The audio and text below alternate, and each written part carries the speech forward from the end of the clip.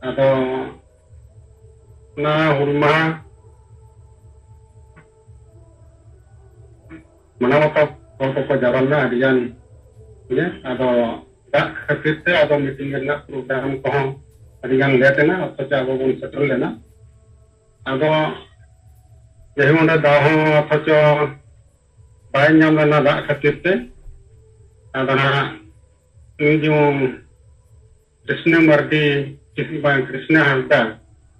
ᱡᱮ ᱩᱱᱠᱤᱱ ᱜᱮ ᱢᱤᱫ ᱵᱟᱨ ᱠᱚ ᱠᱟᱛᱷᱟ ᱫᱟᱣ ᱠᱤᱱ ᱧᱟᱢ ᱞᱮᱫ ᱛᱟᱦᱮᱸᱫ᱾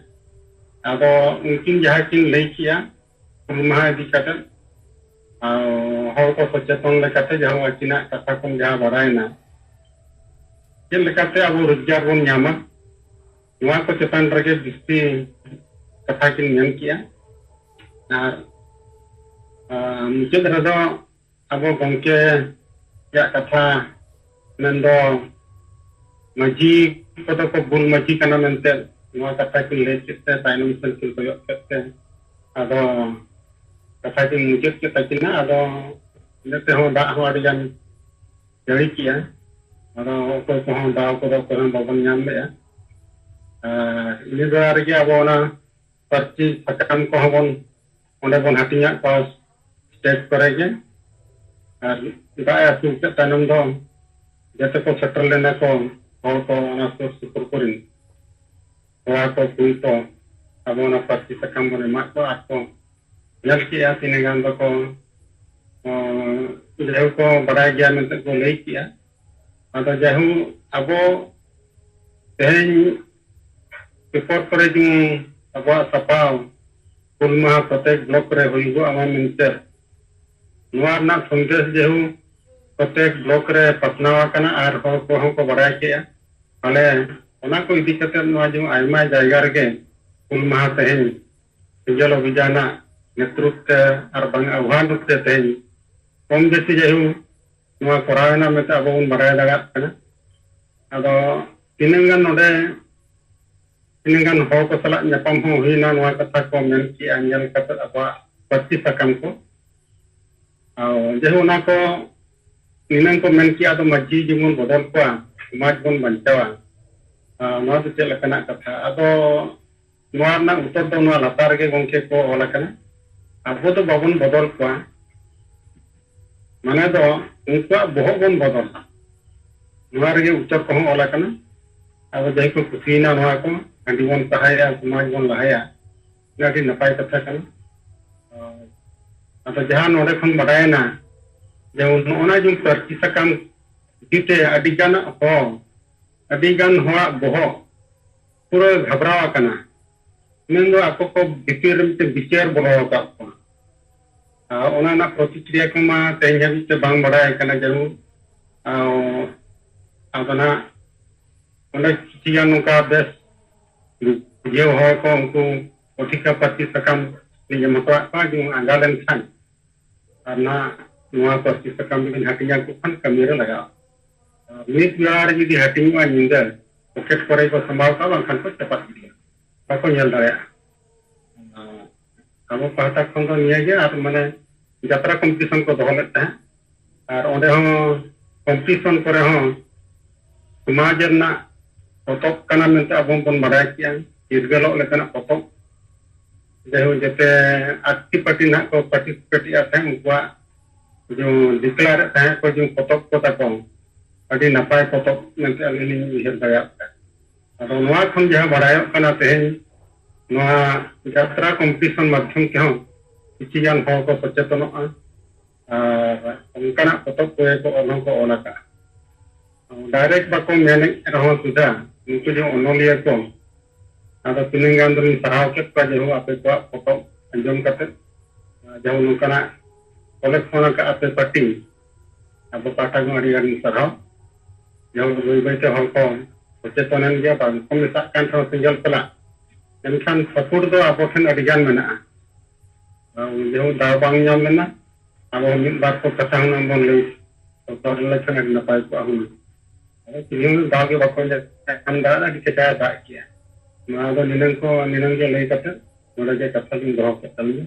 सनम को जोहाते गोड़ा जोहार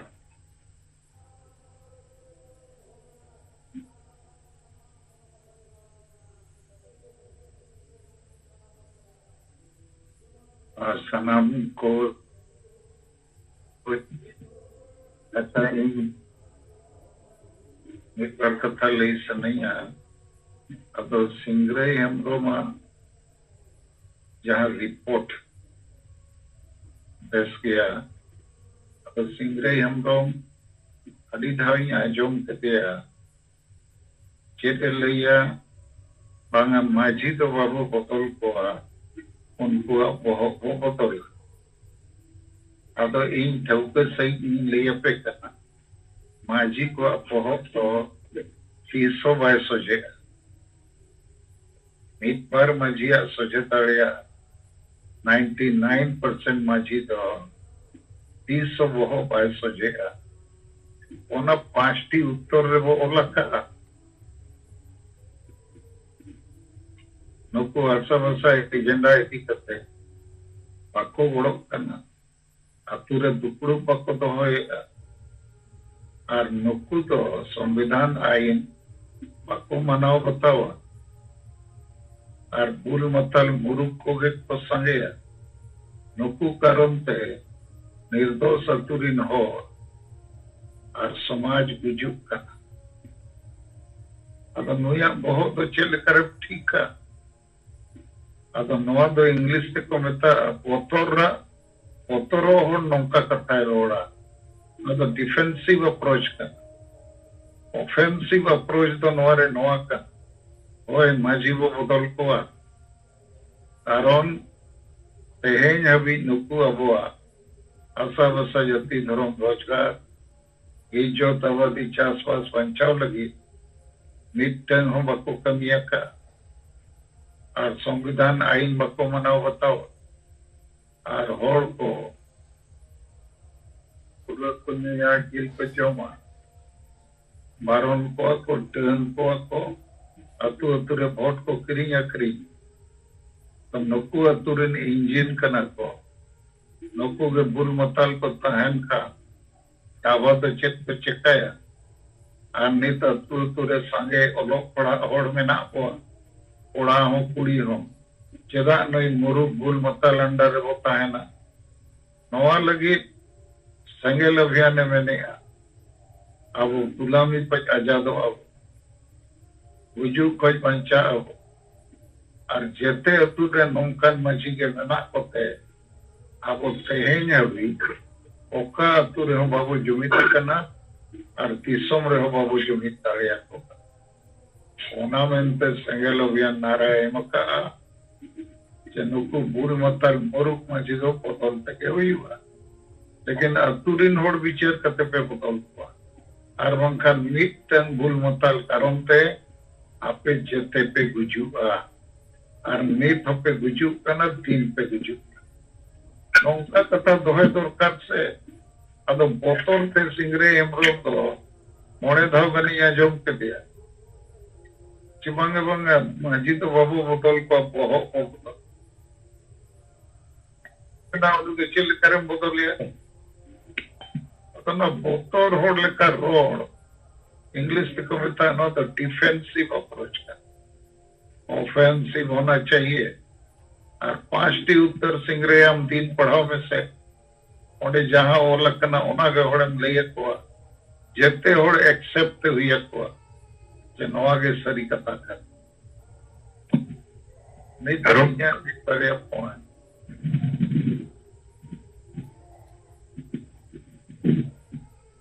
अब आदि मारंग कमीरे बिना को सती तो प्रथा लेका आदि मारंग समाज परिवर्तन रे कमी अदो मिटन क्रांतिकारी कमी कर अदो 30 जून साल रे में दिन हुल महा मनाव लेखन बायगनो प्रतिदिन हुल महा मनाव हुआ अदो सिस्टम ते कमी हुआ हुआ अदो मिटन माइक्रो मैनेजमेंट रे सिस्टम अपनी यमत पे single captain single team single action नवा जेते होड़ अबो नवारे गोड़ो दरकार निमिटन हो अदो नवा पे कम बेसी के कमी है लेकिन उन्हें तो बाय कमी करना चाहे मारंग पद रे मेना बो हुडिंग पद रे जेते होड़ गे अबो सेंगल कैप्टन बना हुआ अपनारा परिवार लेका केल परिवार सला दुलड़ सगई बना हुआ और माझी वो बदल को माडी वो सहाया नवा कथा को आबोरेन होड़ लई हुआ और मारंग अबो गलमराव का कि जहाँ समाज रे एजेंडा बायता है ना जुमिदो रे परिकल्पना बायता है ना समाज सुधर रे साहस बायता है ना ओना समाज के बायता अगर नवा कथा दो जेते होड़ दो बाको पढ़ाया ओलो पढ़ा होड़ हो बाको पढ़ाया डॉक्टर इंजीनियर हो बाको पढ़ाया ओनाते वो तायम चाबा तो नवा समाज रे मारांग रेडिकल चेंज अगुई लगी अब कोनो माइक्रो मैनेजमेंट माने हिंदी ते को मेना जमीनी स्तर रिया कमी जते होड़बो कमी लेकिन नवा सलाते माइक्रो मैनेजमेंट माइक्रो माने हुडिया सुखम और माइक्रो माने मारांगा तो माइक्रो मैनेजमेंट लगिते हो आपे को किचुगान लीडर को सपड़ा होता हमारे मित बार उदाहरण नहीं मापे का समाज रे क्रांतिकारी परिवर्तन अगुई लगी माइक्रो मैनेजमेंट हो लगती जैसे बोलन लेता है पूरे भारत रे सेंगल से कोई तीन ठेन हुल महा मनावेला ओना रे डाटा कलेक्शन करते पे लई लेखान ओना तो माइक्रो मैनेजमेंट रे कथा का आबो वो बढ़ाई मन बागा नुना जगह रे हुई आबो बढ़ाई दरकार उनका के आदमी बार उदाहरण नहीं लिया पेका आबो आदिवासी संताल समाज रे अड़ीगान संगठन में ना अब वो बढ़ाई गया उनको ठेन एजेंडा बनूंगा उनको तो टाइम पास होना था लेकिन जिले रे तीन गान उनका संगठन में ना उनको लिस्ट बनाओ दरकार और प्रत्येक संगठन रे मेन मिद बार और सलाह न्यापम करते निना जे लय को दरकार अपया कमी ठीक गया सरावया अपया संगठन बढ़ाओ पे आपे के नेता तहन पे आदो अवसर वर्षा जति धर्म को बचाव रे एजेंडा हुनन पे पहुंचा लेखान रोड सला लेखान बेसो लेकिन जहाना पकड़ोड़ा अदो मान लो पारिपदा जोन रे उनका ना दोस्ती संगठन में ना तो उनको सलाह न्यापम दरकार और वो चिरकुट माझी वो बदल को हांडी वो सहाया नवा को एमो दो को दरकार उनका के कॉलेज करे प्रोफेसर को मेना को बखान कोर्ट रे वकील को मेना ये संवादिक को मेना उनको सलाह हो समय उडोक करते न्यापम दरकार जते होड़ तो बापे न्यापम दरिया अपने मेन लीडर को क्या बोलें डॉक्टर इंजीनियर ऑफिसर को अब वो बढ़ाया किया नुकु ठेंदो समाज लगी दुलर गरोज बनुआ अकवा लाज और परिवार लगी के नित अभी जीवित में ना हुआ अब वो उनको सलाह संपर्क बना दिया किसका दौड़ता तो नवा दो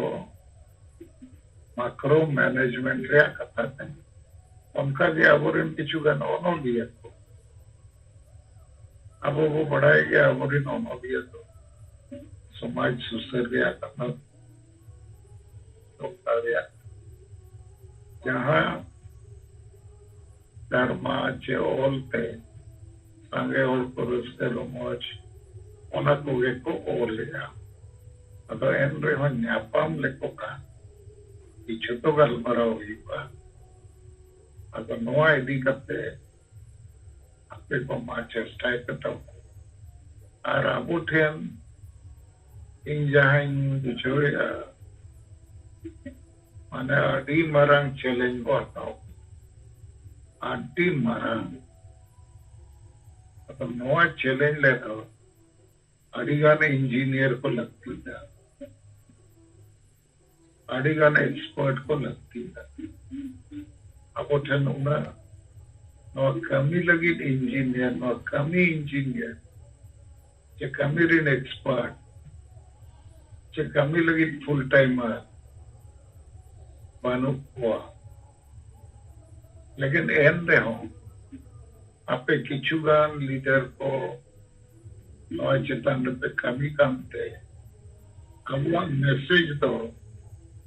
प्राय गोटा दिसम पसनावेना चेत पसनावेना के दिसम गोमते जीवित मोगा सलकन मुरुमा आयुर्ते आदिवासी सेंगेल अभियान गोटा दिसम रे नवा कथाई रोड अभी जगह रे बेटल बा और बपला बना जो चटियर मोगा गुरु को यू कर तो मामूली कथा तो बंद कर मिटन टर्निंग पॉइंट ना हिजुआ मखन ब्रेकिंग पॉइंट हाथ हुद हो और बस्ता को ताराम मैन खान आबो से खोई जहाँ के सिस्टम को आइडिया को यमा पे करना ओना ठीक बांग काज करी हुई दरिया का अदमा कोशिश पे तो काज करी लगी बार खान चेत चेका झारखंड राज नाम करते हैं आदिवासी को अखाड़ में आदिवासी तो उपाय को लेकर दिन के गुजुक साताली परसी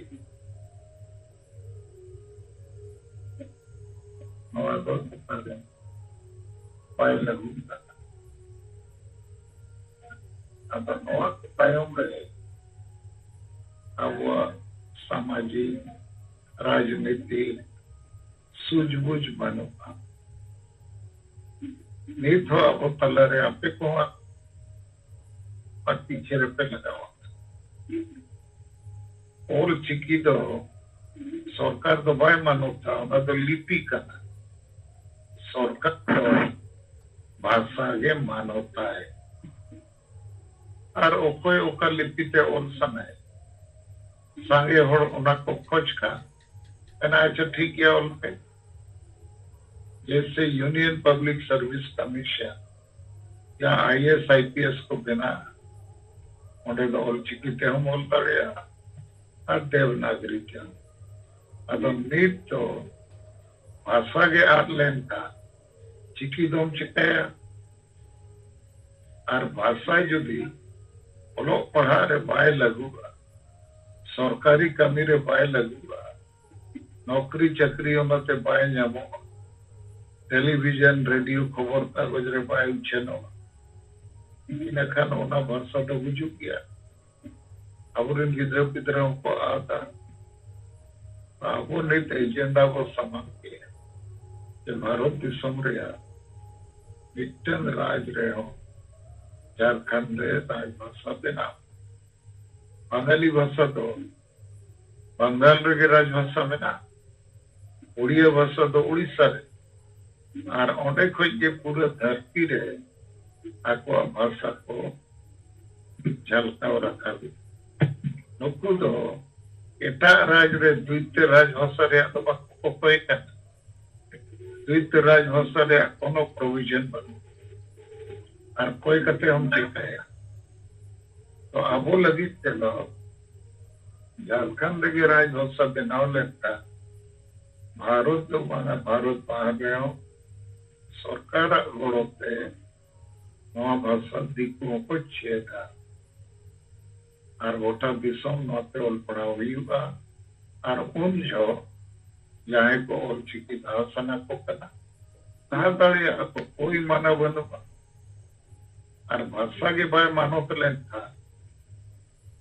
चिकी दम चिकाया भाषा दो हजार हजार साल को जीजुकन चिकी दो होला मंदिर बनाओ कन बिना चिकी ते भाषा दो ताहे कन अब नवा कथा को अबुरी नारी संगे हो बाको बढ़ाया अब वो आंदोलन रहे हो रणनीति को अब तलारे ठीक बनू थे आड़ी संगे आदिवासी संगठन तो मेना गया लेकिन अब तलारे उना कोऑपरेशन तालमेल बनुआ कारण तो बाकी संगठन को तो प्राय एजेंडा के बन जुमिदो रे कॉन्सेप्ट के बन समाज सुधर कथा रोड रे साहस के बनू आनुको बंगाल वाला सरी धरो तो न्यूतुम लगे के को कोयता भारत सरकार धार्मिक मान्यता एमाबोन मा कोलम कोडे एमाबो मा उनारे बुझो तो बनू और आबो सेट कोई इन सेट कोई बंगाल रे आदि धाई दौड़ किया कि भारत सरकार जुदी हो सारी धर्म हो मानवते एमाबो मानव को संगेल ओना होय रेबे ना लेकिन नो न्यूतुम रे रापाचा रेपेचा नो तो बोका होड़ को कामी करना और नुकु अडिगान संगठन तो हाय हाय अब मारे उइहर मारे डहार रेगे बेना को अब तो सिदाय लेका जे होता है ना अब तो समाज रे बाबूराई ने आदम नौकाना उइहर तो प्रगतिशील उइहर करके बात कर बुझू रे उइहर कर अदो नवा को कारण ते आपस रे तालमेल तो थोड़ा मुश्किल गया अदो एम रे हो नित जहां बढ़ायो कना जे सेंगेला विचार तो मोटा पड़ा प्रश्न होय ना और ओना दो बाको विरोध दाड़िया कना ताले किछुगान नेता के को विरोध है अदो अबो पब्लिक ट्रेन अतुरी नोटन बो सेटर लेका विरोध को दो एकला अब कन को सहा कारण ओना सपोर्ट रे चिली हम बको हिजु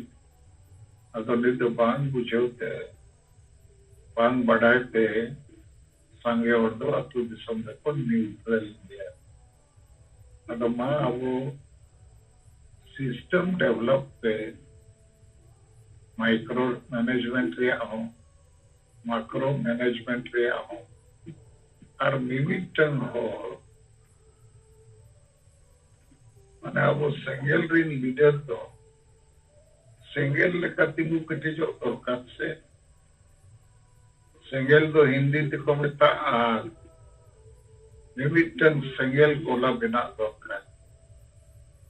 और सिंगरे हेमरो मा कथा थोड़ा आपे जेते होड़ लगे तीन रोड किया वो तोड़ करते तो सॉल्ट बम सजता है आम बाम भूले आमा कथा रे पूरा 100% तौर को मेना जेते अतुरे के माझी बाबा मेना को और नुकु कारण ते गया वो तेंगो गुदा मकर नुकु के अतु दिसम को करवा देगा अतो नोआ मेन रेचेत बोतर तो और नुकु बहुत तो बापे सोचे ताड़िया नो नारा एमरे उद्देश्य तो अतुरिन होड़ा बहुत को सोचे अतुरिन होड़ को बुझो को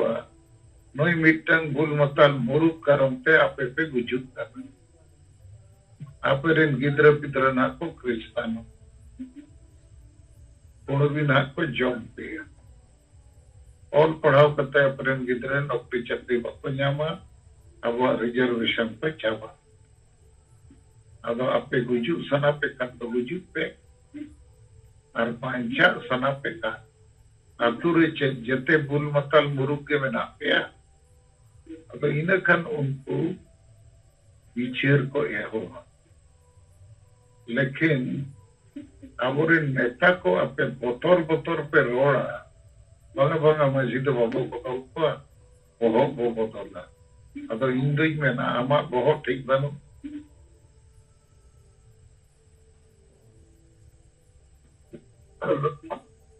Palpan nurmute hai Raja Ram Mohan Roy leka Maji ko खिलाफ पे नौ कथा रखा की पढ़ाई करते जितने मजी के नाक को अहिसोगा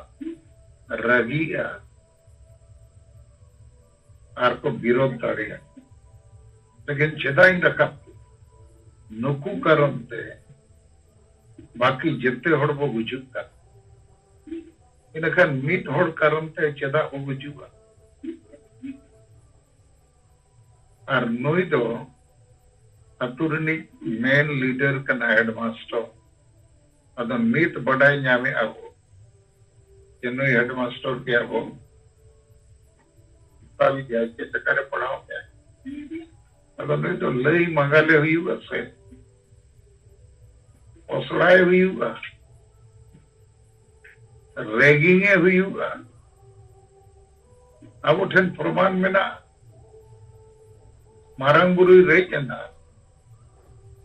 ᱯᱟᱨᱟᱥᱱᱟᱛᱷ ᱯᱟᱦᱟᱲ ᱜᱤᱨᱤᱰᱤ अब बुरु धरे धरे ते 156 संताड़ तु मेना 156 मजी मेना को नितन मजी हो मारंग बुरु बंचाव का मेरे वापस शुरू कर तो बुल मतल होड़ दो चील करे नोए बिचेरा अदो उनको के वो घोड़ा का कुआ राजा लेका बोंगा लेका इनकन गुजू में आदो इन नोइन साहस किया जहांगे इन्हें समाज बंचा हुई बा अब वो रोक किया अपने नौ पे गुजो किया ने पे करो करना तो सार हांडी खिलाफ रहे वो रोड किया हांडी जगह रे बिरल दा वो रोड किया कई के नौ होड़ को एक्सेप्ट है जितने को एक्सेप्टेंस ले पे करना नो आगे चमत्कार करना नो आगे टर्निंग पॉइंट कर अदो सलखान गुरु बाय बोतरो का इनको सामाजिक बहिष्कार की दिया इनके सका पर 2 कोटी टका रिया मानहानि केस कारण संविधान आईन इन पस्तारे बिना गणतंत्र व्यवस्था इन पस्तारे बिना आदो लीडर बने तो नोआ के और आपे को दो इनरे आपे तो लीडर के नापे इन धर्मा बनी हम पे कर लेकिन दुलड़ गौरव समाज और आपे को घोड़ोते विश्वास ते दया दुलड़ते साहस बना और नीट दो अब तो बिल्कुल जीत करो डहर रे बोला ठीक है एक धरा स्पीड पे बढ़ाओ लेकिन ये और वॉल्यूम बढ़ाओ मने संगे होटल पे सेटल लेन करते एकदम नौ दो सूट दिन को चैंपियन दाड़िया लेकिन मानव सिस्टम तो वो डेवलप है और किचु गान लीडर तो ओवर टाइम कमी तक हुई कोई बनवाते लेकिन कमी तक माना होड़ो ᱧᱟᱢ ᱠᱚᱣᱟ ᱵᱚ ᱡᱟᱦᱟᱸᱭ ᱛᱮᱦᱮᱧ ᱵᱟᱠᱚ ᱜᱚᱲᱚᱜ ᱠᱟᱱ उनको हो गपा को करो लागे के को करो अदो अबो कमी पढ़ाओ गया और मैथमेटिकली मेन दाड़िया 100 होड़ रे यदि गेल होड़ बो कन्विंस के कोआ इनखान 90 तो आको तेगे को हिजू उनको कन्विंस रे अबाय लगती है गेल होड़ के को तिंगु कटे लंता 90 तो नुकु पंजाते हुई को कारण 90 तो खाली संख्या रे मेना को आको तलारे नेता नीति रणनीति संगठन एक्शन प्लान टारगेट चेत हो बना उनको तो गुलाम को बना अदो गुलाम तला कोई ये किचुगान होड़ा को आजाद पे दिया ठीक है मानिए को वे रोड सना के दी अरपे लीडर को दो मिमिटन संगेल करना पे संगेल दो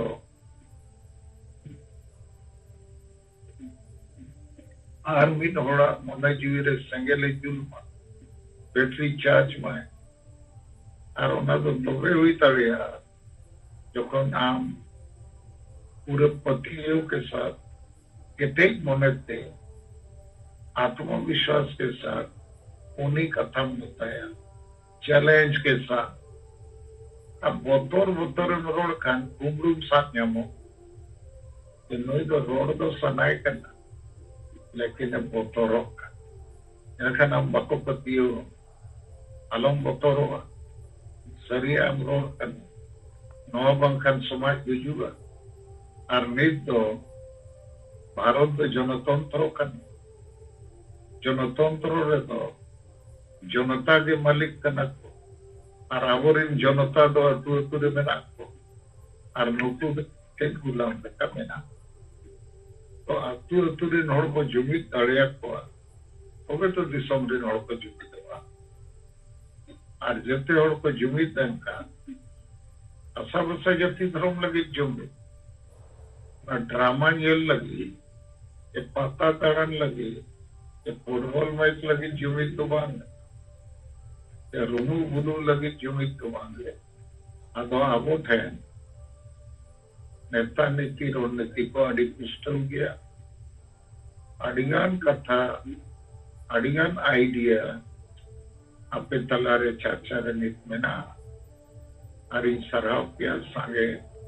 अड़ी ठीक पे कमी करना समाज बदलो जहान परिवर्तन के हिजू मरंग पे वो बदल हुआ आगुआ समाज रे सांगे संगठन सांगे नेता पढ़ाई किया तो राष्ट्रपति ने पढ़ाई किया परिपता रहे देना 20 नवंबर 2023 रोड के है नेता तो बेरेल दाते हो भोंगा बोलू क्या करना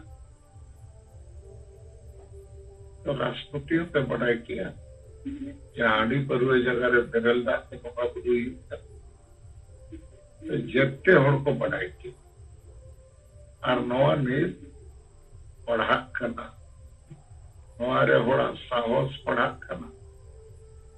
और नवा आड़ी पर हुए जहाँ को मैंने वो तो जुग जुग को जिसे को आगो आना तो माँ पिया साहस देना रखा पे और 30 जून होला ताए करना तो 3 साल रहे हुल महा मनावल कंदो बाय जानो दिन के हुल महा मनावल युवा और सप्ताह रे नित्य अब जुमित थान रे जुमित पकड़ युवा संगेल परिवार को उन्हें कई के बचाओ ना अब नवा कमी को चेष्टा लेता पक्का हुआ तो मान ये तो नहीं करते कप्तान नोटे जो आज नारायण मुर्मू कथा को ठीक जो बना हाँ सर अड़ी निट अड़ी पुत्र अड़ी कटेज थर अंजमना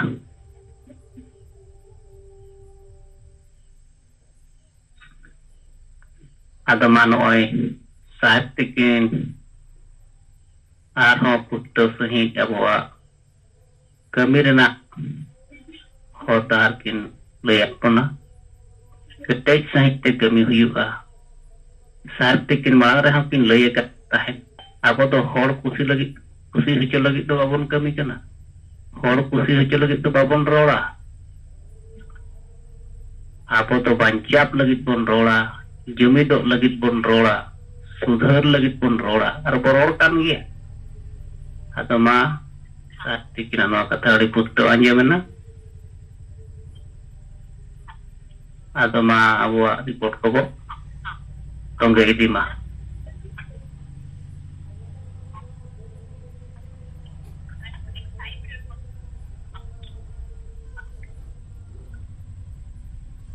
Tihinya jom meeting re selek akan Jit Bongga Santali Persijit Kerja Disem Gongke Manakan Salkhan Murmu Salah Madam Sumitra Murmu Ar salah te selek akan sanam Senggal kami ayuriya ko marang rencet kon johar in sohon embram Asam Ponok Senggal Presiden Bises kaite inset kon report lekate do anwage nooy hola 30 Jun Hul Maha nonde ale Asam reho gota Asam milau kate Lakhimpur Noa laluk bol matre huisa tena ar noare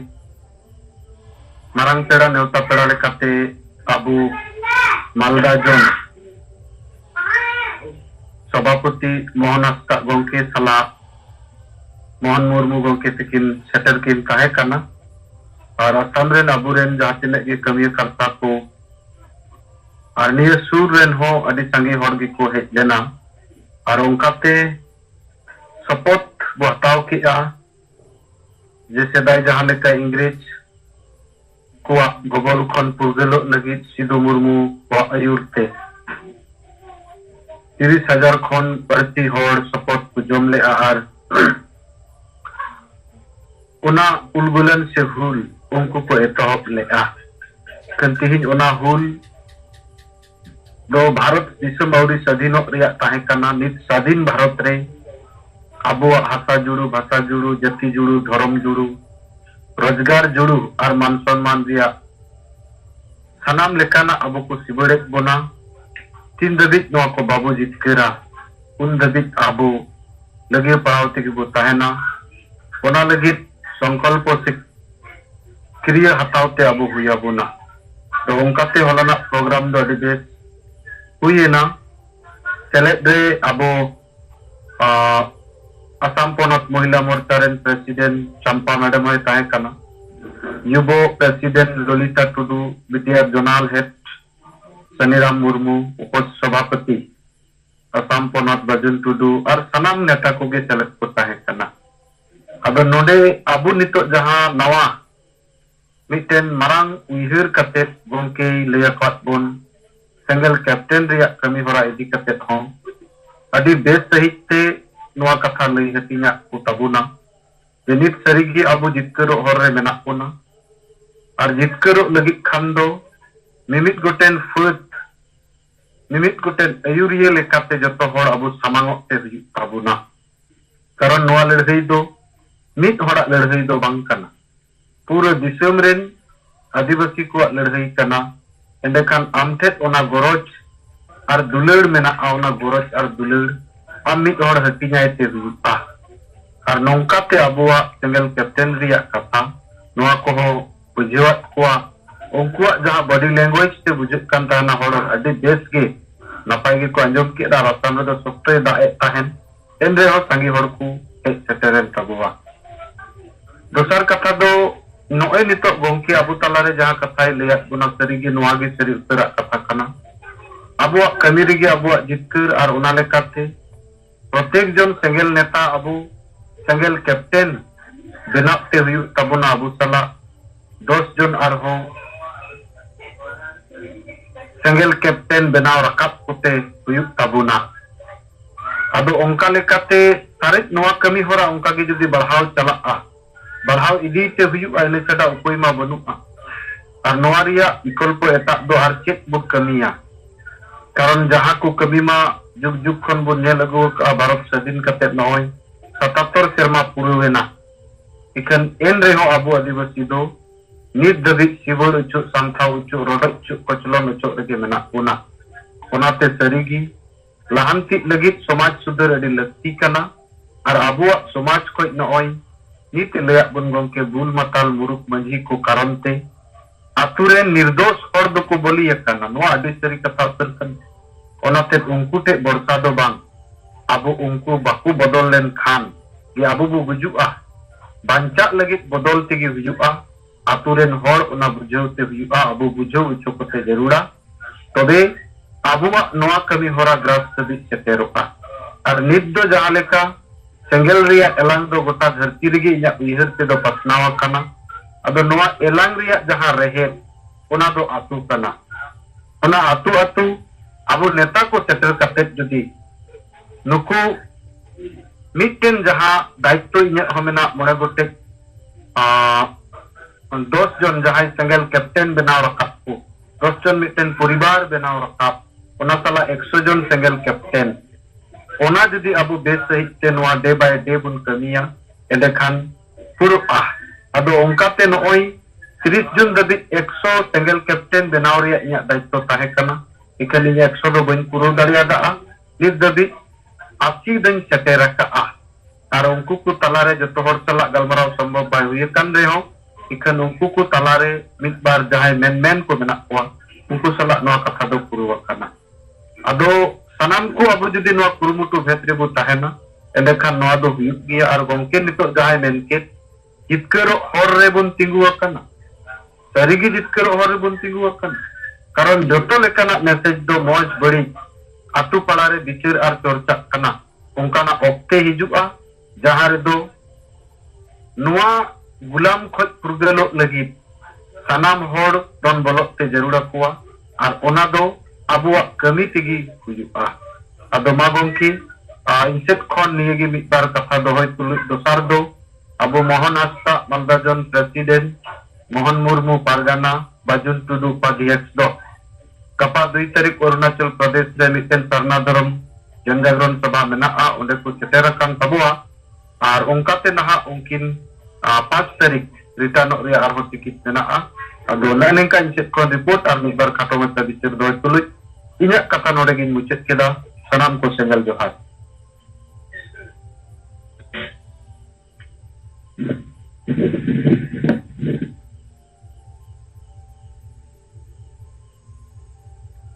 जोहार नय Assam पनत रेनि सेंगल president कथा अब Sohan Hembrom तिकिना report बो आंजम किया अड़ी base अंते हो आसाम रे हो हकिना नेतृत्व ते हुल महा मनाव हुईना अदो मा सोहन गंगे तिकिना रिपोर्ट सला तैयार हो अबो रिन आइमा लीडर को अबो रिपोर्ट को तोंगे मा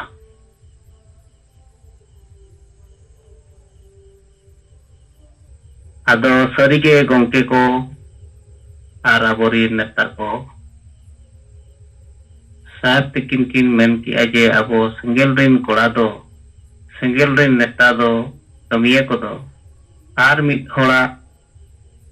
मने जीवी हड़मो मायाम को नोआ समाज बांचाव लगित बो सेंगल दाड़िया मा सेंगल हचो दरकार और ओना खातिर गे नोय नितो इन लयात बना जे माइक्रो मैनेजमेंट जहां लोकल रे अबो प्रत्येक सेंगल कैप्टन 10 परिवार बो सेलेक्ट कोआ नोआ दड़ी माने कम कमी कना सहज कमी कना तेहें अब मने कटिक कते जतो सिंगल कैप्टन कमी रे बो आंगो लेन खान नोआ तेगे अब बो सफलवा तेहें मिटांग परिवार रिन गिदर पिदर हाड़ाम बुढ़ी जतो दुड़ुब मिट कते अब ओना बो लया कोआ माने दो अब बिचार अतु ते बोलोना आ ओना उनी परिवार अब बिचार लय होते ते आरो अडिगान परिवार को ओना अतुरे ओना सुरसुपुर अतुरे अब noa kami kana bo jaha abo agenda rena katha pasanapa ado abo do tehen kusto sai sat kin bujhaw hocho kat bona hasa bhasa jati dhorom इज्जत रोजगार चाषबास बंचाव बेगर बंचाव बांग बंचाव खान अब समाज बाय बंचाव गया नोआ दो अड़ी सरी कथा कना आ नोआ दो जत्तो संगठन जत्तो पटिरी नेता आदिवासी समाज नोआ दो बुझाव ᱧᱟᱢ ᱟᱠᱟᱫ गया आदो नुकुआ जहां को निजरा स्वार्थ लाज परिवार खातिर नोआ तेहें नित बा करोड़ कान रहो हिजुक कान दिन रे करोड़ हुयुबा नोआ रे तेहें नोआ अबोआ एजेंडा रे सपोर्ट एम हुयुबा समर्थन एम हुयुबा ताकोआ किंतु नितो अबो नोआ माइक्रो मैनेजमेंट कमी जहां लोकल रे गंके तिकिन किनेमात बना नोआ अबो बो कमी लेखान गे ओना बई बई ते नुकु हर को सोझेआ आर होड़ बिचार होचो को लगी नोय सार तिकिन किन लई किया ना बोहो बदल कथा दो बांगा अबो माझी को दो माझी दो बदल हुयुग गया बुल मातार मुरुक माझी ते दो अबो समाज गुलाम कना हुयुग कना अबो को चाबाक कना आ नुई बुल माताल मुरुक माझी दो बाय बंचाव दाड़े अधरो चेल लेकर बंचाव बाय बिचार दाड़े हर बाय बुझो हचो दाड़े को अद नोई द अबो बदल रना अबो को हमलाया नोंका बो हमलाय मा जो अपमान गे बुझो दरकार आर ओना इदी कते अतुरिन हर को जागवार दरकार अद नित हन ओय अबो दो कटेज सही बन कमी केना और साहस के साथ साहब तिकिन की लय बना साहब तिकिन हम बड़ाई करते के इन दो हर को अड़ी से냐 इन दो हर नोआ दो बाको कुसियኛ मेनखान बंचाव लगी नोआ समाज तीन बंचाव लगी आलेया समाज रिन हिजुक कान पीढ़ी रिन को लगी नोआ समाज बंचाव लगी तें सरिया तो रोड हुयुग गया आ नोय बो रोड केट गया आदो नितो अबो उनका गे सनाम नेता को नोआ बिचार पसना रे केटेज सही बरोर लेखान नोआ समाज रे परिवर्तन हिजुआ आर अबो सपोर्ट अबो हासिल गया आदो मा गंके को आर 1-2 मिनट अबो को अंजम पिया अबो समय बो एमिया अबो रिपोर्ट बो दोहो दाड़ेया।